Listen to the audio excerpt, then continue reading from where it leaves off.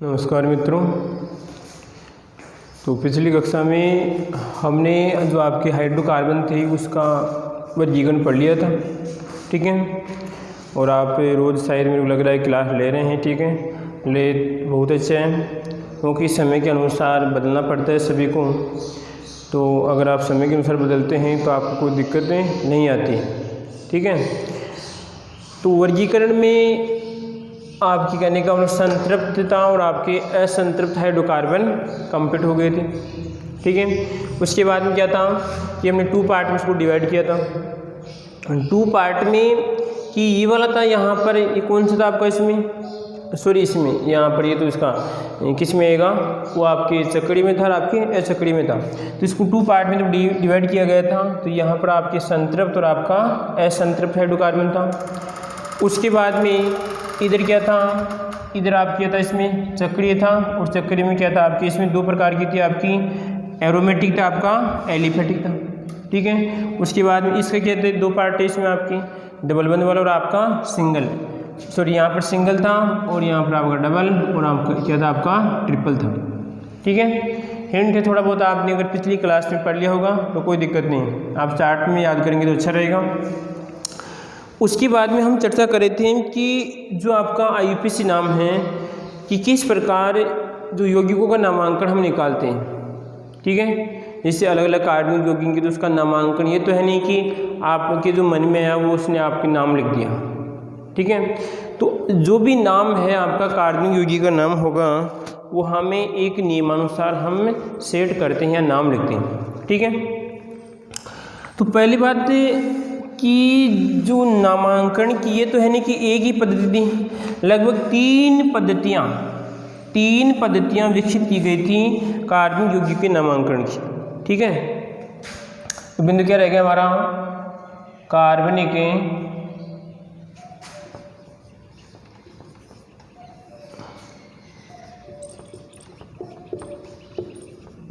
यौगिकों का नामांकन है, ठीक है। कोई दिक्कत इसमें, कार्बनिक यौगिकों का नामांकन पढ़ेंगे वे किस प्रकार, क्योंकि पहले तो वर्गीकरण पढ़ा था, अब नामांकन पढ़ेंगे, ठीक है। तो कार्बनिक यौगिकों के नामांकन की 3 पद्धतियाँ थी। कितनी थी? 3 पद्धतियाँ थी। पद्धतियाँ बहुत थी, परंतु साइंस की परिभाषा के अनुसार इन 3 परिभाषाओं को, जो 3 आपकी पद्धतियाँ थी, 3 पद्धतियों को ही मान्यता मिली है, ठीक है। कौन कौन सी आपकी, रूढ़ पद्धति, ठीक है। उसके बाद में आपका एक व्युत्पन्न पद्धति आती है और एक आती है आपकी IUPAC पद्धति आती है, ठीक है। वो दिक्कत इसमें, तो देखो पहली पद्धति है, तीनों का नाम लिख रहा हूँ, क्वेश्चन बन सकता है कि कार्बनिक यौगिकों के नामांकन के लिए कितनी पद्धतियों का उपयोग किया गया था। 3 पद्धतियों का उपयोग किया गया था। तो उसके बाद देखिए यहाँ पर पहली कौन सी हमारी, रूढ़ पद्धति, कौन सी आपकी, रूढ़ पद्धति, ठीक है। उसके बाद दूसरी है हमारी व्युत्पन्न। रूढ़ में क्या होगा कि जहाँ से कोई स्रोत मिलेगा उसी के आधार पर उसका नाम चिपका देंगे, कि अगर कोई सफ़ेद रंग का है तो उसका उस सफ़ेद है तो उसका उसी प्रकार, क्योंकि सफ़ेद और कोई काला साइंस में कोई रंग नहीं होते हैं रंगों की अगर डेफिनेशन के अनुसार, ठीक है। उसके बाद में जो व्युत्पन्न आती है, कौन सी होती है आपकी, व्युत्पन्न, कौन सी, व्युत्पन्न पद्धति, ठीक है। और लास्ट वाली कौन सी है, लास्ट वाली आती है आपकी कौन सी आएगी आपकी,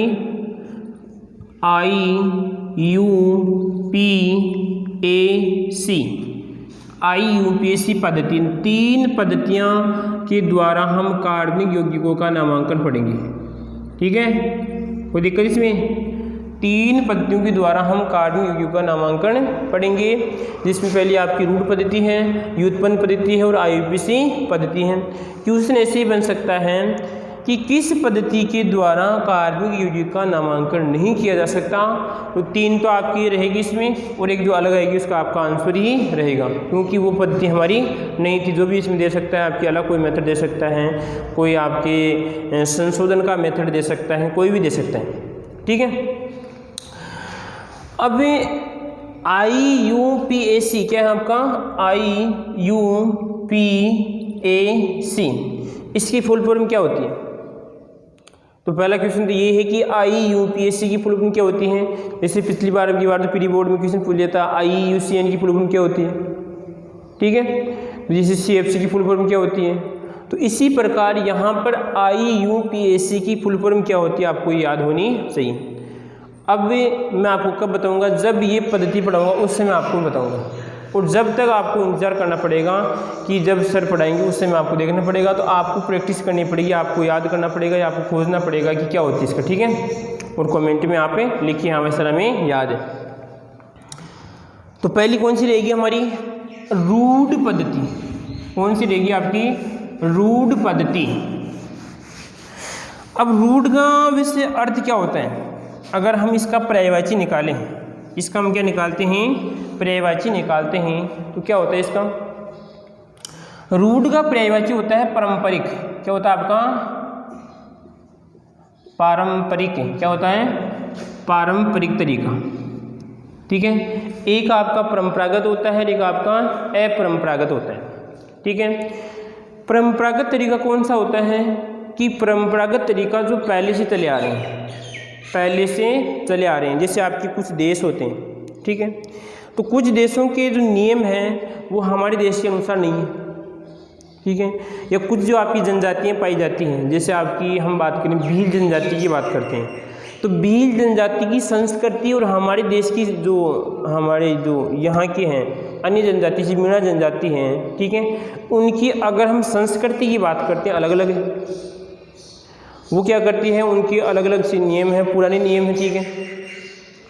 तो वो इस प्रकार के रूढ़िवादी हैं, क्या है, उनकी रूढ़िवादी परंपरा है। आई बात समझ में। जैसे आपने एक देखा होगा उदाहरण कि जैसे मान लीजिए कभी रास्ता काट जाती है आपकी बिल्ली, तो कहते हैं अरे यार बिल्ली आ गई रास्ते में, अब तो समस्या हो गई। तो वो भी एक रूढ़िवादी है। वैसे साइंस कोई इसमें कोई विशेष नहीं है साइंस का, ठीक है। वैसे मान लीजिए आप किसी शुभ काम में जा रहे हो, कोई अच्छा काम करने जा रहे हो, ठीक है, और रास्ते मान लीजिए कोई आपको छींक देता है, या उस समय तो क्या करते हैं आप रुक जाइए आप 2 मिनट।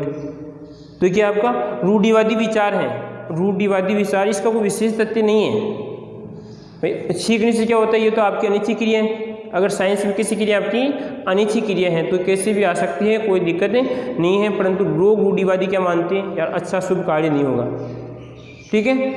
तो उसी प्रकार यहाँ पर जो रूढ़ पद्धति है पारंपरिक है, पारंपरिक है, इसमें कोई विशेष तरीका नहीं, जैसा व्यक्ति दिखा। जैसे मान लीजिए कोई व्यक्ति काले रंग का है, ठीक है, तो उसका नाम उसी के आधार पर रख दिया, ठीक है। कोई व्यक्ति उसके अगर आचरण या विचार से क्या है बिल्कुल भोला है, तो उसी के आधार उसका नाम रख दिया, ठीक है। देखो इधर, जिससे मान लीजिए हम बात करें कि आपका मंगलवार है, इसकी बात करते हैं मंगलवार, ठीक है। अगर मान लीजिए किसी का जन्म मंगलवार को हुआ, किसी का जन्म मंगलवार को हुआ, तो बताओ कौन कौन से नाम निकलने की संभावना रहेगी इसमें। तो यहाँ पे देखिए कौन कौन से नाम निकालेंगे। एक तो इसके नाम में रहेगा आपका, एक तो मंगल, क्या रहेगा आपका, मंगल रहेगा, ठीक है। एक रहेगा आपका मंगली, क्या रहेगा आपका, मंगली। इसी प्रकार आपका मम और आपका ता, ठीक है। इसी प्रकार यहाँ पे देखिए आपकी निशा, तो मनी, और आपका ये सी, मनीषा, उनको देखिए इसमें। इसी प्रकार आपका नाम हो सकता है मनोज। तो ये क्या जोड़ दिया आपने कि किसी व्यक्ति की उत्पत्ति, या मान लीजिए किसी व्यक्ति का जन्म मंगलवार को हुआ, तो उसी के आधार पर क्या कर दिया, उसका आपने नाम निकाल दिया। कहने का मतलब ये है कि जो भी आपका कार्बनिक यौगिक है वो कार्बनिक यौगिक जैसा दिखता है, या जिसकी जहाँ से उत्पत्ति होती है, जिसकी जहाँ से उत्पत्ति होती है, जिस स्थान से उसकी उत्पत्ति होती है, उसी के आधार पर उसका नाम रख दिया। ठीक है। जैसे अभी इस दौर की बात करें यहाँ पर कि मान लीजिए किसी व्यक्ति का, किसी बच्चे का जन्म अभी इस समय हुआ, ठीक है, और इस समय की जैसे अभी प्रकोप चल रहा है, कोरोना का प्रकोप चल रहा है, तो किसी का नाम निकाल दिया कोरोना, आपने नाम सुना होगा कोरोना, ठीक है, कोरोना, ठीक है। इसी प्रकार किसी का नाम निकाल दिया, जैसे आपका क्वारंटाइन लिख दिया, आपका क्वारंटाइन, ठीक है, आई बात समझ में। किसी का नाम वुहान कर दिया, ले भाई किसी का नाम वुहान निकाल दिया। तो ये क्या है यहाँ पर, इसका कि प्रभाव अभी आसपास का क्षेत्र है इस समस्या से ग्रसित है या इस नाम से क्या है परिचित है, उसी के आधार पर किसी का नाम सैनिटाइजर निकाल दिया, क्या निकाल दिया, सैनी, और आपका टाइजर, क्या निकाल दिया, सैनिटाइजर। तो इन सभी का लॉजिक क्या है, इन सभी का लॉजिक क्या है, ये कह रहा है कि अभी जैसे मान लीजिए कि इस सैनिटाइजर शब्द आपका, तो आपके आम जो आपका वातावरण है इसमें आपका बहुत प्रसिद्ध हो रहा है, ठीक है, यानी प्रकोप इसी का है, प्रकोप इसी का है। इसी प्रकार आपका क्वारंटाइन है, इसका भी प्रकोप चल रहा है, आई बात समझ में। यहाँ पर देखिए कि कोरोना है तो कोरोना का प्रभाव चल रहा है। तो ये कहती है पद्धति कि अगर कोई भी कार्बनिक यौगिक है, उस कार्बनिक यौगिक की उत्पत्ति जिस स्थान से होती है या वह जैसा दिखता है उसी के आधार पे उसका नाम लिख दिया जाता है। और देखिए हम मान लीजिए किसी व्यक्ति के आसपास हम देखें कि जैसे मूली प्रभावित क्षेत्र है, जैसे आपका मूली प्रभावित के आसपास से मूली का खेत है, ठीक है। तो देखिए हम बात करते हैं कि किसी व्यक्ति का जन्म अगर मूली प्रभावित क्षेत्र में कहाँ पर होता है कि आसपास का मूली का खेत है, तो उसका नाम क्या रखेंगे आप, उसका नाम जैसे मूलाराम रख दिया, क्या रख दिया, मूलाराम रख दिया, आई बात समझ में। तो यहाँ पर देखिए इस मूलाराम का लॉजिक क्या है, क्योंकि वहाँ आसपास का क्षेत्र कैसा था आपका, मूली से प्रभावित था। इसी प्रकार जैसे आप कि गाँव में प्रचलित नाम होता है रूडाराम होता है, क्या होता है आपका, रूडाराम नाम होता है, आई बात समझ में। तो इसका लॉजिक क्या होता है। इसी प्रकार देखिए कि मान लीजिए कोई व्यक्ति अच्छा कार्य करता है, ठीक है, कि अगर जन्म में अगर बात करते हैं कि वारो तो अच्छा है, इस प्रकार कार्य करते हैं, तो उसका नाम क्या रखते हैं आप, बहादुर रखते हैं, क्या रखते हैं आप, बहादुर नाम रखते हैं, आई बात समझ में। तो ये जो भी नाम है या जो भी आपकी पद्धति है वो पारंपरिक है, परंपरा पे आधारित है। जो भी आपको नाम दिख रहे हैं, जैसे अभी प्रकोप चल रहा है आपका कि कोरोना नाम निकला, किसी का नाम कोरोना निकाल दिया, किसी का नाम क्वारंटाइन निकाल दिया, किसी का नाम ही निकाल दिया, किसी का नाम ही निकाल दिया। तो इसका कारण क्या है, क्योंकि जो हमारे आसपास की प्रकृति है वो प्रकृति इस प्रकार की जो नाम है इससे प्रभावित है, ठीक है। मैंने ये नाम निकाला मूली, तो कहने का मतलब आसपास का एरिया होगा वहाँ पर मूली प्रभावित होगा।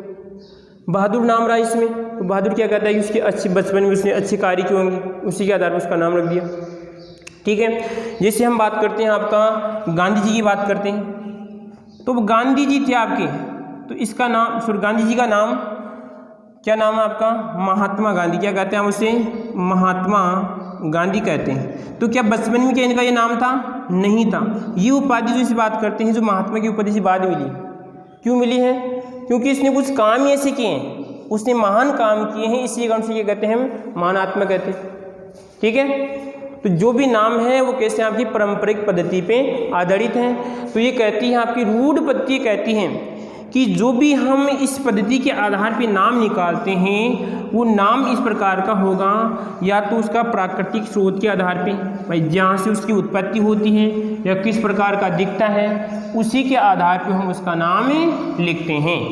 और कोई दिक्कत इसमें, कोई समस्या। अब आप विचार करना कि जब आपका नाम है वो किस, आपका नाम निकालने का लॉजिक क्या है। आप अपने माता पिता से पूछना कि मेरा जो नाम निकाला गया है वो नाम निकालने का लॉजिक कुछ होगा भाई, कुछ तो हिंट होगा, आई बात समझ में। जैसे मान लीजिए किसी का नाम रोहित है, ठीक है, किसी का नाम राजेंद्र है, तो उसका कुछ ना कुछ तो लॉजिक होगा इसमें, तो वो आपको ढूंढना है, ठीक है। पद्धति की परिभाषा क्या लूँ, लास्ट बोल रहा हूँ इसमें। रूढ़ पद्धति कहती है किसी कार्बनिक यौगिक का नामांकन उसके प्राकृतिक स्रोत के आधार पे, प्राकृतिक स्रोत के आधार पे या उत्पत्ति के आधार पे उसका नाम लिखा जाता है। ठीक है, जैसे देखिए एक उदाहरण की बात करते हैं यहाँ पर, मेथेन, किसकी बात करते हैं, मैथेन। ठीक है, सूत्र क्या होता है इसका, CH4, क्या होता है, CH4 इसका सूत्र पाया जाता है। ठीक है, अब इस मेथेन का नाम क्यों पड़ा, इसका नाम प्रोपेन क्यों नहीं पड़ा, इसका नाम, या और हम बात करें कि कार्बन क्यों नहीं पड़ा, या कार्बन डाइऑक्साइड क्यों नहीं पड़ा, इसका नाइट्रोजन क्यों नहीं पड़ा, इसका नाम मेथेन क्यों पड़ा इसमें। तो देखिए इसमें कि मेथेन को हम कहते हैं, इसका दूसरा नाम होता है मार्स। क्या होता है, मार्स। आई बात समझ। ठीक है, मार्स गैस भी कहते हैं, क्या कहते हैं इसे, मार्स गैस भी कहते हैं। अब जो आपके दलदली क्षेत्र पाए जाते हैं, क्या होते हैं आपके दलदली क्षेत्र पाए जाते हैं, कि ये मार्स गैस की उत्पत्ति कहाँ से होती है, जो आपके दलदली क्षेत्र होते हैं। दलदली कैसे, जैसे आपके समुद्र तट के आसपास के क्षेत्र पाए जाते हैं, वहाँ पर क्या होता है, इतनी आपकी भूमि में क्या होती है, पानी और मिट्टी का लेवल क्या होता है, लगभग समान होता है। तो आप जैसे जाते हैं तो आपके अंदर पैर धंस जाते हैं, इतनी आपकी वो क्या होती है, इस प्रकार यानी मिट्टी मुलायम होती है कि आप उसमें आसानी से आपके पैर धंस जाते हैं, मुलायम मिट्टी कहलाती है। या जैसे आप कि गाँव में जो ट्यूबवेल होती हैं, ठीक है, या ट्यूबवेल जब करवाते हैं उस समय कि जब बड़ी वाली मशीन आती है, आजकल तो खैर अलग सिस्टम चल रहा है, पहले बड़ी वाली मशीन होती थी, उसमें क्या करते थे कि एक गड्ढा खोद देते हैं और उसमें क्या होता है, उसका अंदर का पानी आता, तो उस गड्ढे में जब 2-3 दिन बाद देखते हैं तो एक प्रकार का चिकनी मिट्टी बन जाती है। उसी प्रकार का क्या कहते हैं, दलदली क्षेत्र कहते हैं। ठीक है, तो उस दलदली क्षेत्र से, उसे दलदली क्षेत्र से क्या होता है, दलदली क्षेत्र से मार्स गैस क्या होती है, उत्पत्ति होती है। इस मार्स के नाम के कारण से क्या कहते हैं, हम मेथेन कहते हैं। आई बात समझ। तो इसका क्या है, ये रूट नाम था, इसी के आधार पर इसका नाम लिख दिया, मेथेन नाम लिख दिया। बोलो कोई दिक्कत इसमें, कोई समस्या। हाँ जी, नाम तो क्या इसका, मेथेन है। प्राकृतिक स्रोत क्या आपका, मार्स गैस। आई बात समझ में। कहाँ से प्राप्त हुई आपकी, दलदली क्षेत्र, और दलदली क्षेत्र में कौन सी गैस निकलती है आपकी, मार्स गैस निकलती है। तो क्वेश्चन बनता है छोटा, मार्स गैस का सूत्र लिखिए, मार्स गैस का सूत्र लिखिए। बार बार कंपटीशन में यही पूछ जाता है, यह बात करते हैं आपकी लेवल में पूछ सकता है कि मार्स गैस का सूत्र क्या होता है, या मार्स गैस किसे कहते हैं। मेथेन को हम मार्स गैस से कहते हैं। और कोई दिक्कत इसमें, और बनाता हूँ आपके सामने उदाहरण देखिए।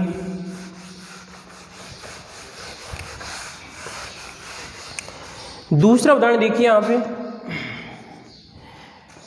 एक जैसे CH3 और आपका OH, ठीक है, इससे कहते हैं कास्ट स्प्लिट।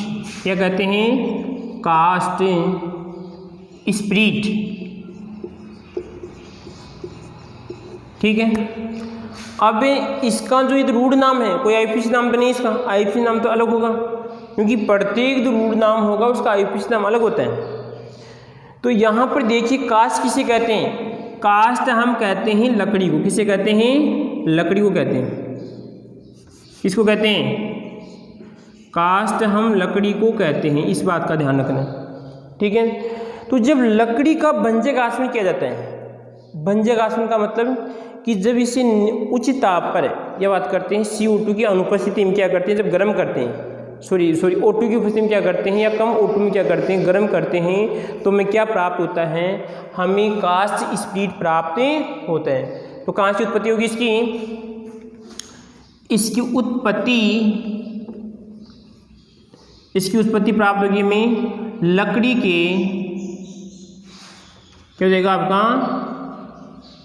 लकड़ी के भंजक आसवन। क्या हो जाएगा आपका, भंजक आसवन। इसका मतलब समझ रहे क्या होता है कि जब लकड़ी को हम क्या करते हैं, उच्च ताप पर और कम ऑक्सीजन की उपस्थिति में जब गर्म करते हैं, तो हमें क्या प्राप्त होता है, हमें कास्ट स्प्लिट प्राप्त होता है। तो इसी और कास्ट को हम क्या कहते हैं, लकड़ी कहते हैं, और इसी के आधार पे इसका नाम लिख दिया कास्ट स्प्रीट। बोलो कोई दिक्कत इसमें, कोई समस्या? आगे बढ़े। इसी के आधार पे देखिए आपका तीसरा उदाहरण देखिए, एक होता है आपका HCOOH, ठीक है, ये कहलाएगा आपका फार्मिक, कौन सा कहलाता है आपका, फार्मिक अम्ल, क्या कहलाता है, फार्मिक अम्ल कहलाता है। अब इस फार्मिक की बात करें तो जो आपकी चींटी होती है, क्या होती है, चींटी, उस चींटी को हम क्या कहते हैं, चींटी को फर्मिका क्या कहते हैं, फर्मिका कहते हैं। इसका दूसरा नाम क्या होता है, फर्मिका। आई बात समझ? तो इस चींटी से फार्मिक अम्ल प्राप्त होता है और चींटी को हम क्या कहते हैं, फर्मिका कहते हैं। क्या कहते हैं, फर्मिका कहते हैं। इसी कारण इसका नाम क्या हो गया, इसमें फार्मिक अम्ल हो गया। आई बात समझ में? चींटी को फर्मिका क्यों कहते हैं, क्योंकि ये किसान के लिए क्या करती हैं, लाभदायी कार्य करती हैं, जैसे मिट्टी को पोली बनाती है, ठीक है। दूसरी बात ये देखिए कि कभी कभार जब किसान कृषि कार्य करें, फसल उगाता है, तो उस समय क्या होता है कि कुछ जो फसल के बीज हैं वो मिट्टी में गिर जाते हैं, तो क्या करती हैं, उन बीजों को लाती हैं और एक स्थान पे एकत्रित कर देती हैं। तो कहने का मतलब पूरे खेत में बीज नहीं हो पाते हैं, सिर्फ एक स्थान पे होते हैं, तो वो भी क्या करती है, इसमें किसान की सहायता करती हैं, ठीक है। कोई दिक्कत इसमें? फार्मिक अम्ल का सूत्र याद होना चाहिए, देखो HCOOH। दूसरे बन सकता है फार्मिक अम्ल का सूत्र क्या होता है, तो ये तो इसका सूत्र है। इसी प्रकार किससे प्राप्त होता है, चींटी, जो आसपास मोटी वाली चींटी होती है हमारे आसपास घूमती है, आसपास जो मोटी वाली, जो गाँव की बात कर रहा हूँ कि जो आसपास मोटी वाली जो ब्लैक कलर की चींटी होती हैं उसकी बात कर रहा हूँ मैं, ठीक है। उसमें आपको क्या पाया जाएगा, फार्मिक अम्ल पाया जाता है, इसको क्या कहते हैं, फर्मिका कहते हैं। इसी कारण इसको हम क्या कहते हैं, इसका जो अम्ल होगा कौन सा कहलाता है, आपका फार्मिक अम्ल कहलाता है। और कोई समस्या? समस्या नहीं तो आगे बढ़ते हैं। इसी प्रकार देखिए चौथी बात करें, चौथा क्वेश्चन उदाहरण देखते हैं। चौथा उदाहरण देखिए आपका CH3COOH, ठीक है। इसका नाम होता है एसिटिक, कौन सा होता है, एसिटिक अम्ल, ठीक है। अब ये एसिटिक अम्ल है, तो अब सोचिए कहीं ना कहीं पर इसका एसिडिक से संबंध है। तो जो आपका सिरका होता है, क्या होता है आपका, सिरका, ठीक है। सिरका कैसा कि एक लगभग कैसा होता है, खट्टा पदार्थ होता है जो हम क्या करते हैं जब अचार बनाते हैं उस समय उसमें डालते हैं, ठीक है। तो जो सिरके का लैटिन नाम, इस सिरके का, तो यहाँ पे सिरका का, यहाँ पे लिखूंगा इसका लैटिन नाम क्या होता है, एसीटम। क्या होता है, एसीटम, ठीक है, एसीटम होता है। इसी कारण हम क्या कहते हैं, सिर को क्या बोल दिया, यहाँ पर इसे एसिटिक अम्ल कहते हैं। आई बात समझ में? बोलो कोई दिक्कत इसमें? ये क्या है आपका CH3 आपका COOH है, ठीक है। बोलो कोई दिक्कत किसी को इसमें? एक बार देख लो आप, उदाहरण देख लो अच्छी तरह, कोई समस्या तो बोलिए, फिर आगे बढ़ते हैं। अच्छी तरह देख लो हम, अगर आप नोट्स लिख रहे इस प्रकार छाप लीजिए। यहाँ पर तो क्या लिखना है कि प्राकृतिक स्रोत हैं, यानी उत्पत्ति हो रही है, ठीक है। इसका नाम क्या रहेगा, रूट नाम ये है, और इसका क्या रहेगा आपका, ये सूत्र रहेगा, ठीक है। कास्ट स्पीड सूत्र होता है आपका CH3 आपका OOH होता है। इसी प्रकार आपका फार्मिक अम्ल, इसका सूत्र होता है HCOOH होता है। इसका होता है आपका CH3 आपका COOH, एसिटिक अम्ल, ठीक है। और कोई दिक्कत? छाप लो फटी से।